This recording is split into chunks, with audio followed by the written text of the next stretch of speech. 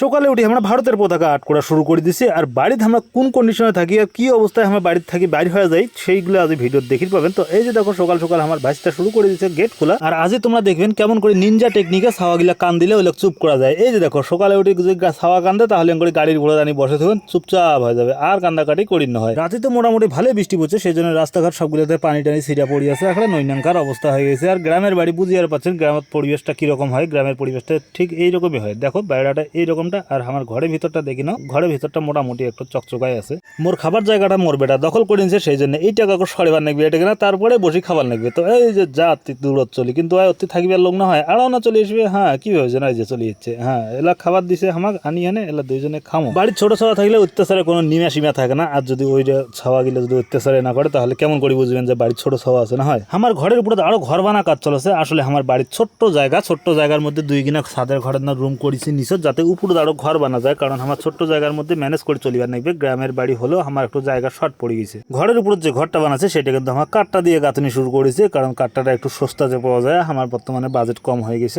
টাকা শর্ট পড়ে গেছে, বুঝিয়ে পাচ্ছেন। এটা আমার ঘর,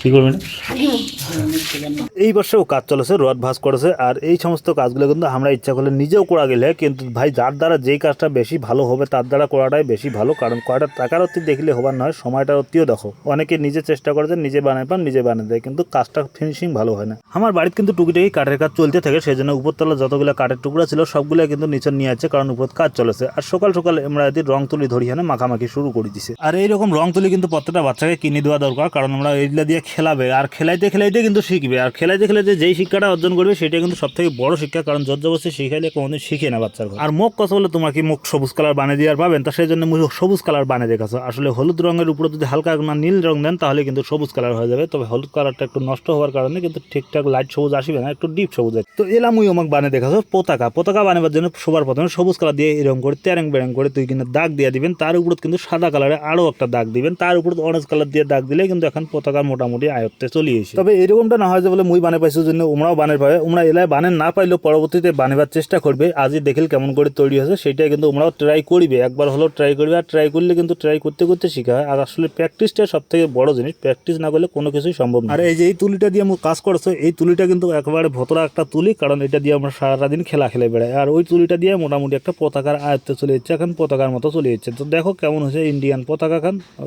ভালো না গেলে অবশ্যই একটা লাইক করে যাবেন। আর্টের মধ্যেও অনেক ধরনের ভাগ থাকে, ফাইন আর্ট আছে, কমার্শিয়াল আর্ট আছে। এটা বর্তমানে যেটা হচ্ছে এটা কিন্তু কমার্শিয়ালে করা যায়, কারণ কম সময়ের মধ্যে খুব তাড়াতাড়ি কেমন করে দেওয়া যায়, ওইটাই হল কমার্শিয়াল আর্ট। আর মুই কোনো আর্টের টিচারও না হোক, কোনোটা শিক্ষকও নাই, মুই নিজের প্র্যাকটিসে যা করো অভিনয়। তো এই যে আর্টের করা হয়ে গেছে আমার আজ বেড়ে পড়ছি জলপাইগুড়ি যাবার। লাইক কমেন্ট শেয়ার করে জানিয়ে দিবেন কেমন লাগছে। যদি ভালো লাগে তাহলে মুই আরো বানাম ভিডিও।